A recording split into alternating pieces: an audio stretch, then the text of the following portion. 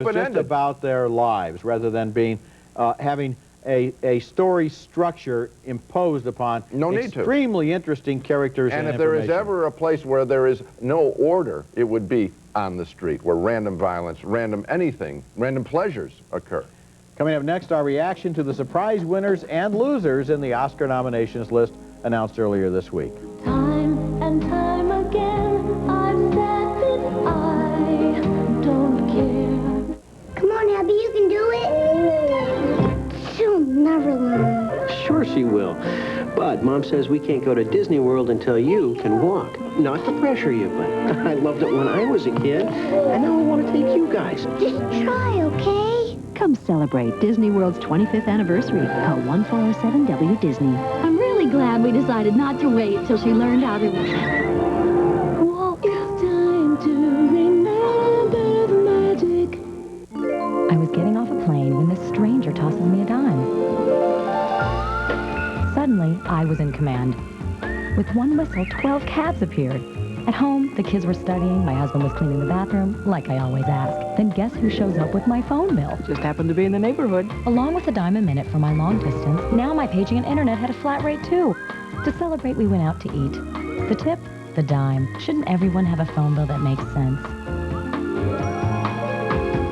The nominees for the 69th Annual Academy Awards were announced this week, and as always, there were some big surprises among both the lucky nominees and the not-so-lucky who were shut out. The biggest surprise loser had to be Madonna, not nominated for her performance in Evita. All my words desert me, so anyone can hurt me, and they do. What explains the omission? She was absolutely convincing in the role, but the movie doesn't take a hard enough look at who Eva Perón really was. Additionally, Madonna may have really stepped in it, and back in December, at the London premiere of Evita, she said she did expect to get a nomination. And finally, maybe the Actors Branch thought her role wasn't that tough because she's a singer, and without dialogue, that's not acting. I think they're wrong. I think they were also wrong about Courtney Love. She's had drug problems, they may have thought, so her character in The People vs. Larry Flint has drug problems. That's not acting.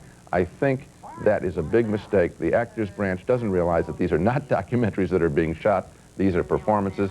So the headline is, rock stars lose. And actually, of the two performances, Courtney Love's was the tougher one, in my opinion. Yes, that's the one I would have voted for. Well, the biggest surprise of all this year was how good most of the nominations really were, but there were some exceptions, and I was especially disappointed in the nominations in the documentary category. Now, Gene and I, have complained for years that the selections in this category are hopelessly out of date. After the scandal over the failure to nominate Hoop Dreams, the Academy made some reforms, but again this year, the list of nominations inexcusably fails to include the year's best and most successful documentaries. No nomination, for example, for Paradise Lost, The Child Murders at Robin Hood Hills, which was the year's most talked about doc. No nomination for Al Pacino's Looking for Richard, a brilliant piece about acting, which was on Gene's top 10 list. No nomination for Microcosmos, with its breathtaking up-close photography of the insect world. And no nomination for A Perfect Candidate, the searing look at the Virginia senatorial race between Charles Robb and Oliver North. Did the documentary committee see these films? Why did they exclude them? How could they exclude them? Why do they continue their obsessive tilt towards safe, educational films that are far, far from the cutting edge of contemporary documentary filmmaking?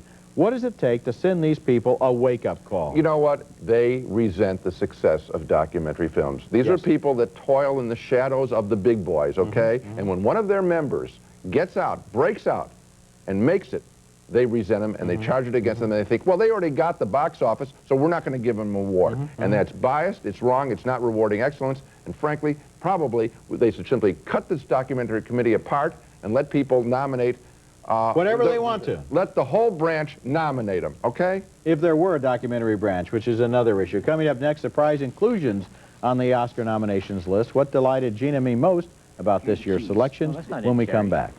Huh? Tropicana Pure Premium is never, ever made from concentrate. But a lot of brands are. You don't want that, do you, kids? See how kids dig it when you tell them the facts? Tropicana Pure Premium. Perfect.